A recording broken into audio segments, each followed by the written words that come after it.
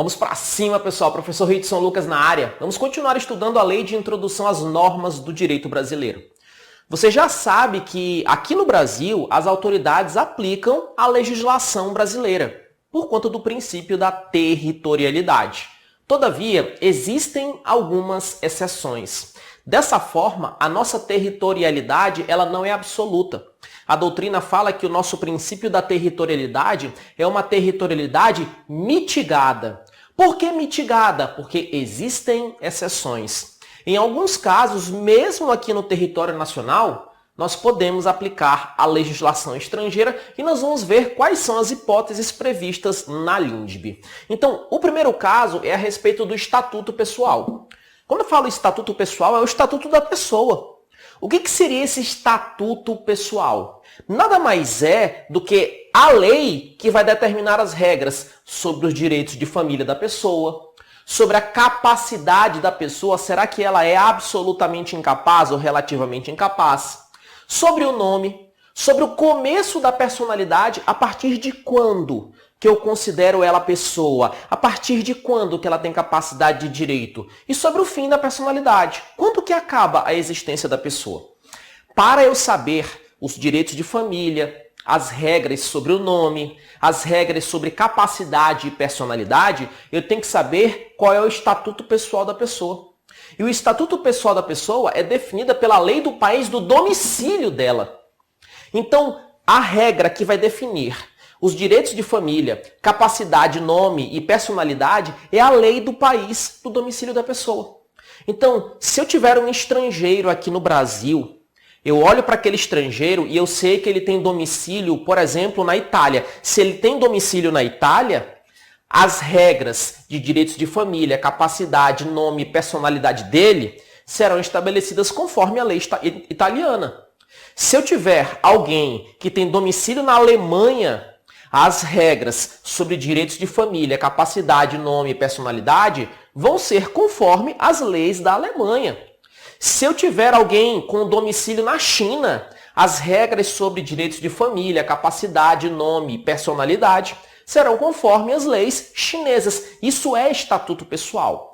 Toma muito cuidado que essas regras aqui do estatuto pessoal é sobre personalidade, nome, capacidade e direitos de família. Quando eu falo em domicílio, existem algumas pessoas, como os ciganos, como aquelas pessoas que trabalham em atividade de circo, que eles não têm um domicílio. E quando a pessoa não tiver um domicílio, quando ela ficar viajando de país em país, quando ela não tiver domicílio, eu vou considerar como domicílio o lugar da residência onde ela está residindo ou naquele em que ela se encontra. Não, agora ela está no Brasil, então vai ser Brasil. Agora ela está no Chile, então vai ser no Chile. Então você sabe, memorize isso porque cai muito em provas. Memorize.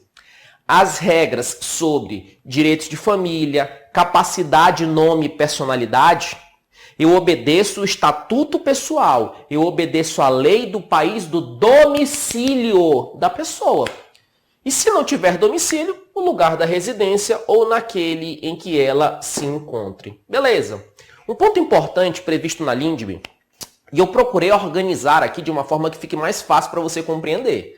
Porque esse ponto aqui que a gente está estudando não é dos mais simples, não é dos mais fáceis para compreender e memorizar. Então, primeiro eu preciso que você entenda o assunto. Depois, com as revisões e com as questões, você vai acabar fixando, mas por hora eu quero que você compreenda. A LINDB traz uma regra que ela é muito criticada. Ela é muito criticada porque ela tem certos tons de machismo. É isso mesmo. A LINDB, ela, até por ser uma lei antiga, né? A LINDB diz que, salvo o caso de abandono, o domicílio do chefe de família estende-se ao outro cônjuge e aos filhos não emancipados. Para a LINDB, o domicílio do marido estende-se à esposa e o domicílio do marido estende-se aos filhos não emancipados. Isso é o que está na LINDB. A LINDB ela é muito antiga, por isso que eu tenho essa disposição aqui. Acontece que, primeiro, essa regra não é absoluta, ela não é aplicável no caso de abandono, tá? Primeiro cuidado que você tem. Além disso, atualmente, a Constituição Federal e o próprio Código Civil estabelecem que o poder familiar ele é exercido em conjunto pelo marido e pela esposa. Os dois são chefes de família. Dessa forma, atualmente, na prática, eu poderia até te dizer que essa regra aqui estaria ultrapassada. Mas a banca não está nem aí. A banca coloca, segundo a Lindbe, salvo o caso de abandono, o domicílio do chefe de família estende-se ao cônjuge e aos filhos não emancipados. Nem bate cabeça, marca certo. Nem bate cabeça. Ah, mas o recurso não bate cabeça. Marca certo porque a banca está avaliando o teu conhecimento sobre a Lindbe. E a Lindbe fala isso, fazer o quê? Agora, se fosse uma melhor questão, uma questão mais elaborada, numa segunda fase de concurso, aí você poderia discorrer um pouquinho mais. Mas para a prova objetiva, segundo a Lindbe, a banca quer conhecimento da Lindbe. Além disso, eu também tenho uma regra que, salvo o caso de abandono, o domicílio do tutor ou curador estende-se aos incapazes sob sua guarda. Existem algumas pessoas que elas não têm pai, não têm mãe para funcionar como representante legal. Aí vai ser nomeado um tutor, um curador, conforme o caso, tá? Esse tutor, curador é um representante. E o domicílio do tutor ou curador vai ser extensivo aos incapazes sob sua guarda, salvo o caso de abandono. Na hipótese de abandono, isso não vai ocorrer. Beleza? Então, agora que a gente já sabe as regras do Estatuto Pessoal, a gente já sabe essas hipóteses aqui do domicílio do chefe de família e do domicílio do tutor ou curador que são extensivas, vamos falar sobre o casamento. Agora, cuidado. Eu não vou entrar agora no Código Civil para falar contigo sobre direito de família, sobre sucessões. Não. A gente está estudando a Lindbe. Muito cuidado. Quando eu estou falando em Lindbe, a gente está falando sobre a aplicação da lei no espaço. Então, quando eu falo em casamento aqui, é para saber qual lei que eu vou aplicar. É só isso, eu não tenho que me aprofundar. Porque você sabe que no Brasil, a gente aplica a lei brasileira. Mas existem exceções, e são esses casos que a gente está vendo. Nós já vimos alguns, agora nós vamos ver outros relacionados ao casamento.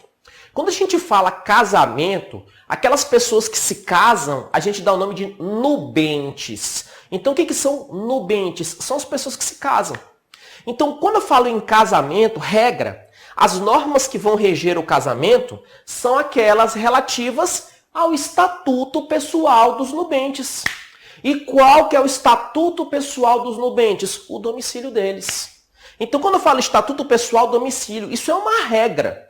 Então, quando eu falo em casamento, regra, a gente aplica a lei do domicílio de ambos os nubentes. Regra, sobre casamento, a gente aplica a lei do domicílio de ambos os nubentes. Beleza? Então, o que vai acontecer? Existem alguns países em que o homem pode casar com mais de uma mulher. Aqui no Brasil não pode. Mas, se for um casal ou um trio que se casou num país que aceita isso, e eles têm residência nesse país e vieram até o Brasil só para passear, eu vou proibir essas pessoas de entrarem no Brasil? Eu vou colocar na cadeia por crime de bigamia? Não! Não, porque quando eu estou falando em casamento, regra a lei do país do domicílio de ambos os nubentes. Todavia, se a pessoa resolver casar no Brasil, porque tem gente que tem domicílio fora, não, vou casar no Brasil. Não sei por quê, vai que acontece isso. Se a pessoa resolver casar no Brasil, se ela resolver casar no Brasil, aqui no Brasil, casamento tem que obedecer à lei brasileira a respeito dos impedimentos dirimentes e sobre as formalidades da celebração. Então, independentemente de ser brasileiro ou estrangeiro, quer casar no Brasil? Quero. Então aí nós vamos ter que utilizar a lei brasileira sobre os impedimentos dirimentes e formalidades da celebração, como é o caso da idade mínima para casar. Existem países, outros países, que a idade mínima para casar é inferior à do Brasil. Aí lá vem um estrangeiro, no meu país pode, problema teu. Se você casou no Brasil, as regras sobre os impedimentos dirimentes serão conforme a lei brasileira. E Lô, tem que saber quais são esses impedimentos dirimentes? Não, porque isso é lá dos livros, das partes lá do Código Civil. Aqui o que você tem que saber é impedimentos dirimentes. Casamento do Brasil, usa a lei brasileira.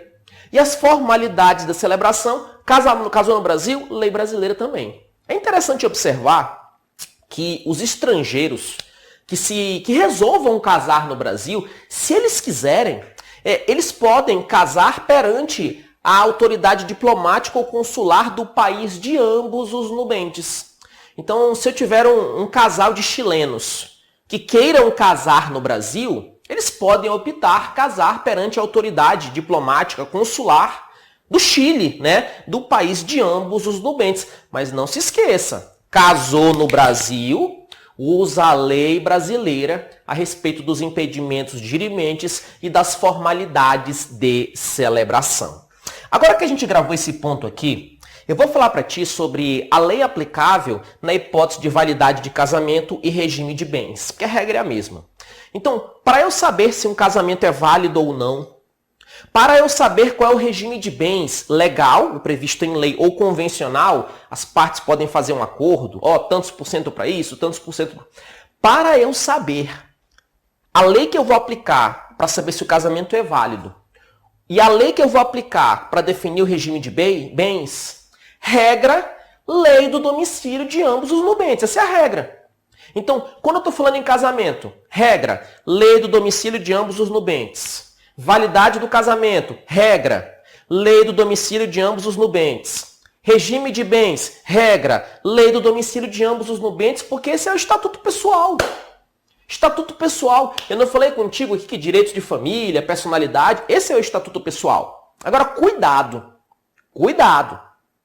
Cuidado porque esse estatuto pessoal tem algumas exceções. Eu já te trouxe duas aqui, porque casou no Brasil, impedimento, dirimentos e formalidade de celebração, lei brasileira.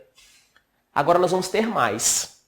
Para saber a validade do casamento ou regime de bens, regra, a lei do domicílio de ambos os nubentes. Ambos os nubentes têm domicílio no Chile? Lei chilena. Ambos os nubentes têm domicílio na Argentina? Lei argentina. Essa que é a regra.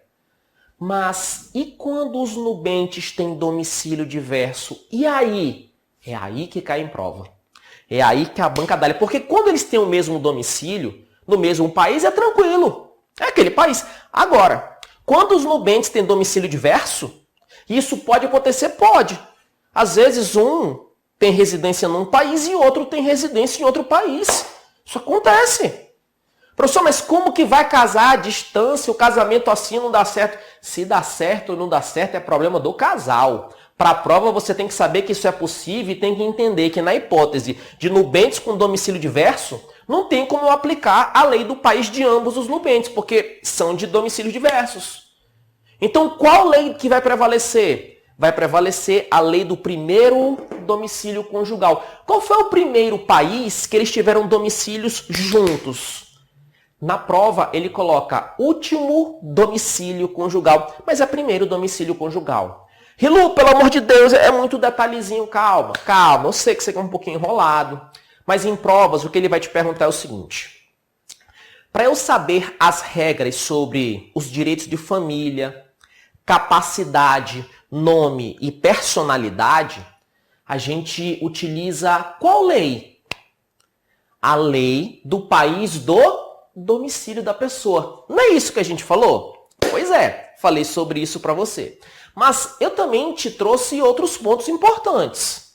Eu falei para ti que se a pessoa não tiver domicílio, eu considero ela domiciliada no local da residência ou naquele em que ela se encontre. A gente falou isso aqui. Eu também falei para ti que o domicílio do chefe de família estende-se ao cônjuge e aos filhos não emancipados. E o domicílio do tutor ou curador estende-se aos menores que estão sob a sua responsabilidade. Só que essas regras elas não são aplicáveis em caso de abandono. É salvo o caso de abandono. Então aqui em cima está tranquilo. Quando eu falo em casamento, regra, eu uso qual lei? Regra, a lei do país do domicílio de ambos os nubentes. Sempre? Não. Se eu tiver um casamento sendo realizado no Brasil, os impedimentos dirimentes e as formalidades de celebração serão conforme qual lei? Segundo a lei brasileira. Não é? Outra coisa, para eu saber se um casamento é válido ou não, sobre a invalidade de um casamento e sobre o regime de bens, regra, estatuto pessoal, lei do domicílio de ambos os nubentes. Mas e se os nubentes tiverem domicílio diverso? Se os nubentes tiverem domicílio diverso, A lei que vai definir as regras sobre validade ou não do casamento, a lei que vai definir o regime de bens é a lei do último ou do primeiro? Do primeiro domicílio conjugal. Isso aqui cai bastante, tá? Isso aqui cai bastante. Como é que cai, Rilu? Lei seca, copia e cola. Outro ponto importante ainda é que um estrangeiro casado, se ele se naturalizar brasileiro, ele pode pedir para alterar o regime de bens do casamento. Isso pode acontecer, tá? Professor, como assim? Olha só. Quando eu falo estrangeiro casado, a pessoa, quando se casou, era estrangeira. Quando o casamento foi efetuado, ela era estrangeira. Só que depois, ela já era casada, após esse casamento, ela se naturalizou brasileira. Então, um estrangeiro casado que se naturaliza brasileiro, ele pode pedir para alterar o regime de bens do casamento para a comunhão parcial. Então, o estrangeiro casado que se naturalizar brasileiro, ele pode pedir aqui no Brasil que seja adotado a esse casamento o regime de comunhão parcial. Mas, para esse pedido ser aceito, exigem-se alguns requisitos. Primeiro requisito, por óbvio, expressa a anuência do cônjuge, né? Porque eu não posso ter essa alteração unilateral. Então, para o pedido ser aceito, eu tenho que ter uma anuência expressa do cônjuge. Esse requerimento tem que ser feito ao juiz, quem decide é o juiz. E esse requerimento é realizado no ato de entrega do decreto de naturalização. Quando ele se naturaliza, ele já pede isso aqui. Ele já pede para deixar tudo certinho. Respeitados os direitos de terceiros, e além disso, o ato vai ter o seu devido registro. Então, se eles colocarem na prova, é que é simples. Um estrangeiro casado que se naturaliza brasileiro, olha só, ele era, quando casou, estrangeiro. Depois que ele se naturalizou brasileiro. Nesse caso, quando ele se naturaliza, ele pode requerer a alteração do regime de bens para comunhão parcial? Pode. E ele vai fazer esse pedido ao juiz quando ele receber o decreto de naturalização. Fechou? Tranquilaço. Agora, nós vamos falar sobre o divórcio realizado no estrangeiro. E coisinha que pode dar problema na hora da prova. Pelo seguinte, a LINDB é uma norma muito antiga. É um decreto-lei que você já sabe qual foi o status que foi recebido pela Constituição Federal, mas por conta disso, nós temos algumas situações conflitantes, mas eu vou deixar bem claro como é que você vai responder na prova. Quando eu falo divórcio realizado no estrangeiro, se eu tiver um divórcio realizado no estrangeiro em que um ou ambos os nubentes forem brasileiros, esse divórcio ele pode ser reconhecido no Brasil. Eu estou te dizendo que um divórcio realizado no país estrangeiro, um divórcio realizado em outro país, ele pode ser aceito aqui no Brasil quando um ou ambos os nubentes são brasileiros. Todavia, para a LINDB, segundo a LINDB, esse divórcio realizado no estrangeiro, se um ou ambos os nubentes forem brasileiros, ele só será reconhecido depois de 1 ano da data da sentença. E além disso, eu preciso de homologação pelo STJ. Quem diz isso é a LINDB. Ou seja, a LINDB fala, só vai valer esse divórcio realizado no estrangeiro se um ou ambos os nubentes forem brasileiros, só vai ser reconhecido no Brasil 1 ano após a data da sentença que definiu o divórcio. Isso quem diz é a LINDB.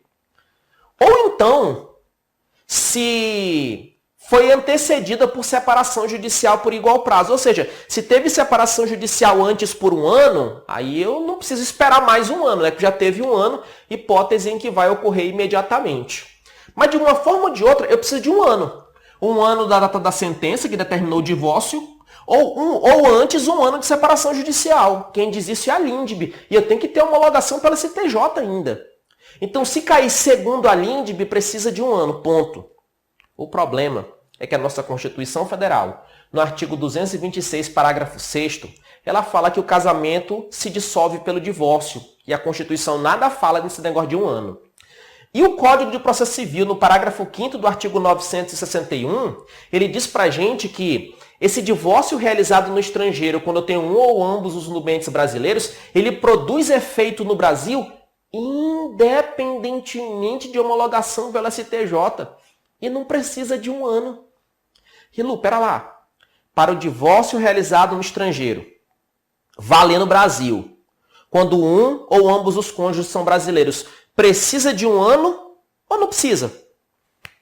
Para a LINDB, precisa. Para o Código de Processo Civil, não precisa. E muitas vezes, sabe o que a banca faz? Ela copia e cola o dispositivo da LINDB e pergunta, tá certo ou errado?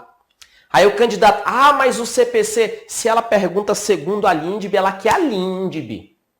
Então, muita atenção na hora da prova. É evidente que se a banca contar uma historinha, fizer uma questão mais elaborada, você sabe que não precisa desse 1 ano. Não precisa desse 1 ano. Mas eu estou cansado de ver questão em que a banca copia e cola segundo a LINDB, certo? Precisa de 1 ano. E aí você recorre e não ganha. Então, preste atenção como é que a banca cobra. Por isso que é importante fazer questões.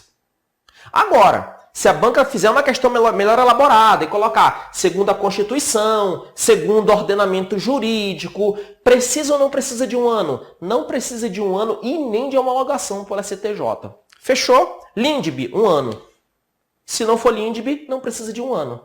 Ok? Agora, beleza. Matamos isso. Eu sei que isso aqui é enrolado, mas responde conforme a banca pede. Eu quero a LINDB, entrega a LINDB. Eu não quero a LINDB, não entrega a LINDB. É só isso. Agora, vamos falar sobre bens e obrigações. Quando eu falo em bens, nós temos uma regra. Quando eu falo bens, nós temos bens móveis, bens imóveis, carros e etc. Sobre bens, para qualificar esses bens, para dizer qual é a qualidade, ele é um bem móvel ou imóvel. E também para regular as relações acerca desses bens, nós utilizamos a lei do país em que eles estiverem situados. Isso é uma regra. Então, sobre bens, parabéns. Parabéns para você. Não era isso que eu queria dizer, mas eu vou ter que repetir para você entender. Não é parabéns não, tá? É porque acabou ficando. Em relação a bens, agora melhorou. Em relação a bens, para qualificar esses bens, para regular as relações a respeito desses bens, a gente usa a lei do país em que eles estão. Onde é que está o bem? Está na China, está na Bolívia, está no Canadá, está no México. É a lei onde eles estão situados. Essa é a regra. A lei onde o bem está é que vai definir a qualificação dele e também vai regular as relações. Só que isso é uma regra. Existem exceções. Se nós estivermos diante de bens móveis que o proprietário trouxer ou se destinarem a transporte para outros lugares, a gente não aplica a lei em que o bem está situado, a gente aplica o domicílio do proprietário. É aquela hipótese da pessoa que ela reside em outro país, tem domicílio em outro país e ela traz o carro dela para o Brasil. Nesse caso, ela só está trazendo o bem imóvel, só está trazendo. Então, nessa hipótese, utiliza a lei do domicílio do proprietário. Ou então alguém que está atravessando, está passando por mais de um país, enquanto ele está cruzando o país, esse bem imóvel que está sendo transportado continua sendo aplicada a lei do domicílio do proprietário. Rilu, não entendi, então com calma.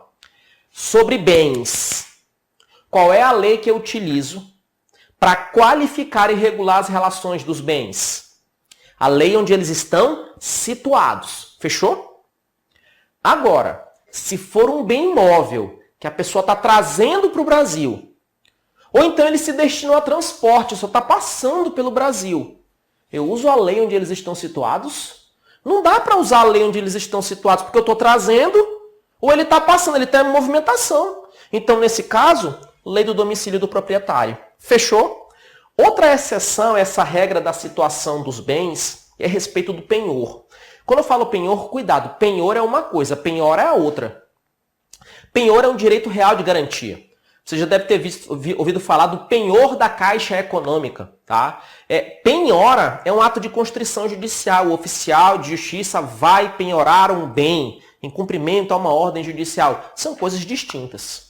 Se você quer um dinheiro, se tem uma joia, você pode fazer o penhor dessa joia. Essa joia, ela é chamada de coisa apenhada.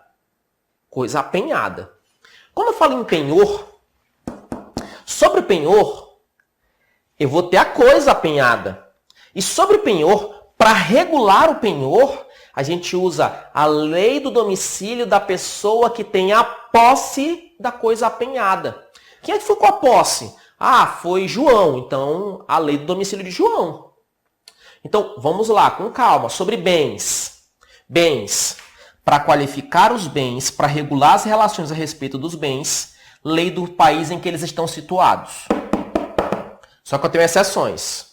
Na hipótese de bens móveis, que a pessoa está trazendo ou se destinam a transporte, lei do domicílio do proprietário.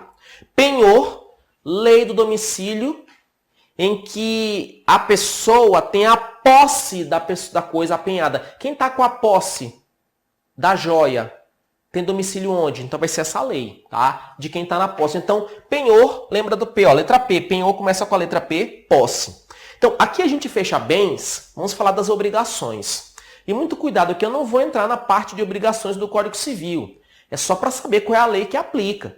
Quando eu falo em obrigações, a LINDB diz para a gente que para qualificar e reger as obrigações, a gente utiliza a lei do país em que essas obrigações se constituíram.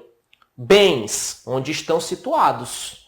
Obrigações, onde elas foram constituídas. Rilu, e em que país que a obrigação é constituída? Olha, a LINDB fala que a obrigação resultante de contrato é constituída no local da residência do proponente. Isso que a LINDB estabelece. Então, olha só, quando eu falo em obrigações, lei onde ela foi constituída. E onde que ela foi constituída? Segundo a LINDB, na residência do proponente. Só que o Código Civil, no artigo 435, ele fala que a obrigação resultante do contrato, ela é constituída no lugar em que o contrato foi proposto. Olha que louco! A LINDB diz que a obrigação resultante do contrato foi constituída na residência do proponente. E o Código Civil diz que a obrigação resultante do contrato foi constituída no lugar em que foi proposto o contrato. E aí, Ridson? O que eu aplico? Qual dos dois? Segundo a LINDB, residência do proponente. Segundo o Código Civil, lugar em que foi proposto. Rilu, mas isso é muito enrolado, tem conflito. Ó, a doutrina e a jurisprudência, para conseguir compatibilizar essa divergência numa interpretação sistemática, né, não olhando de forma isolada, definiu o seguinte. A residência do proponente vai valer para contratos internacionais. Já o lugar em que o contrato foi proposto para contratos nacionais. Então, a regra da LINDB para contratos internacionais e a regra do Código Civil para contratos nacionais. Só que em provas, geralmente, o que eles fazem? Segundo a LINDB, residência do proponente. Segundo o Código Civil, lugar em que foi proposto. Inclusive, quando a gente for estudar contratos, eu vou revisar isso aqui novamente contigo. Ok.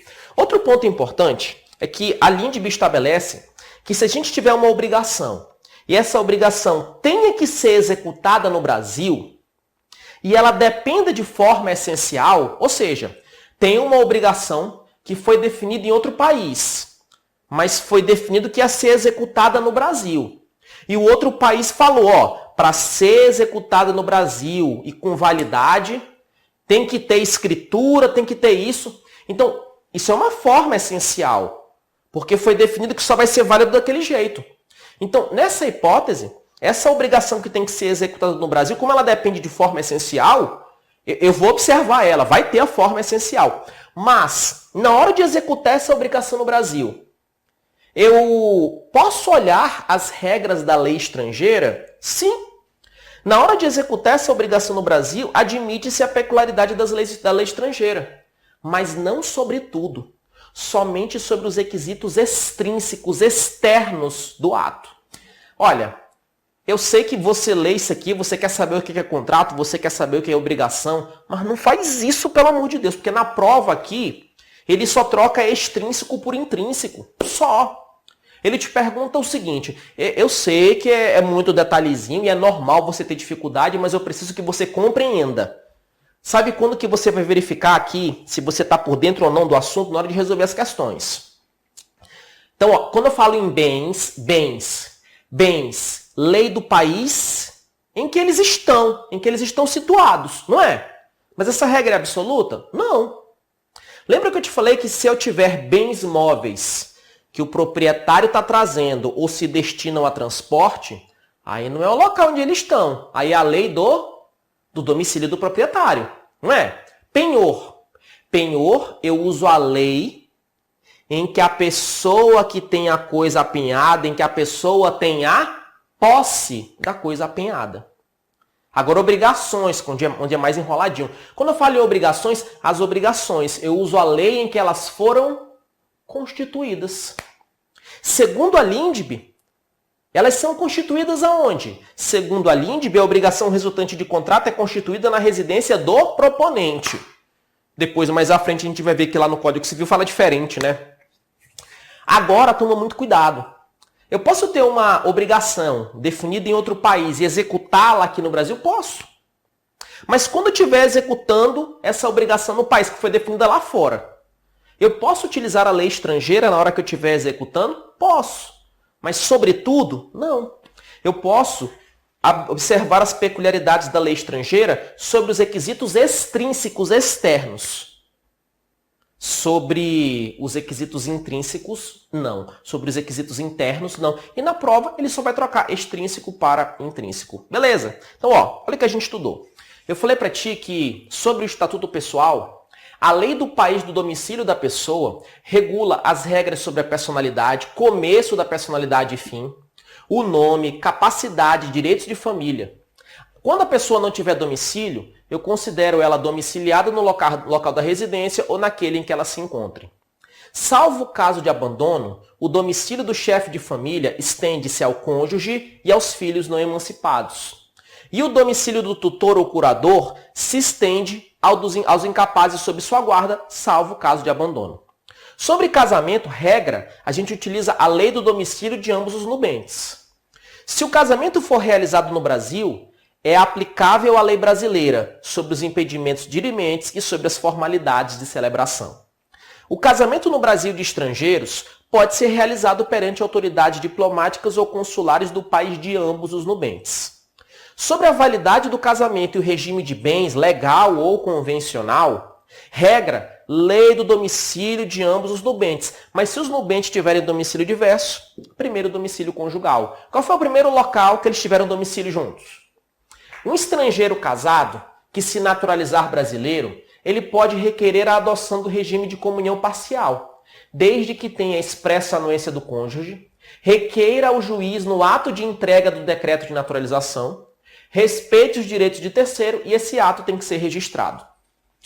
O divórcio realizado no estrangeiro, se um ou ambos os nubentes forem brasileiros, somente será reconhecido no Brasil, segundo a Lindbe, depois de 1 ano da data da sentença, e tem que ter homologação pela STJ, salvo se antes dessa sentença eu tive separação judicial por igual prazo, que é 1 ano, hipótese em que vai surtir efeito imediato. Só que a Constituição Federal e o CPC não exigem esse 1 ano. Só a Lindbe que utiliza. Hoje, na prática, não precisa de 1 ano. Hoje, na prática, divórcio realizado no estrangeiro, se um ou ambos os nubentes forem brasileiros, produz efeito no Brasil imediato. Não precisa de 1 ano e nem de homologação pela STJ. Sobre bens, a gente aplica a lei do país em que esses bens estão situados, para qualificá-los ou regular as relações. Todavia, na hipótese de bens móveis que o agente trouxer ou se destinarem a transporte, lei do domicílio do proprietário. Sobre o penhor, a gente utiliza a lei do domicílio da pessoa que tem a posse da coisa apenhada. Acerca das obrigações, para qualificar e reger as obrigações, lei do país em que se constituírem. E onde que elas são constituídas? Se for uma obrigação resultante do contrato, considera-se constituída no local da residência do proponente. Código Civil fala lugar em que foi proposto. A obrigação a ser executada no Brasil, e dependendo de forma essencial, será observada essa forma essencial. A gente vai observar. Mas Nessa observância, eu posso admitir as peculiaridades da lei estrangeira? Sim, mas apenas acerca dos requisitos extrínsecos do ato. Beleza? Tô fechando aqui. Daqui a pouco a gente volta em mais um bloco. Sangue no olho até a posse. Pra cima. Fui!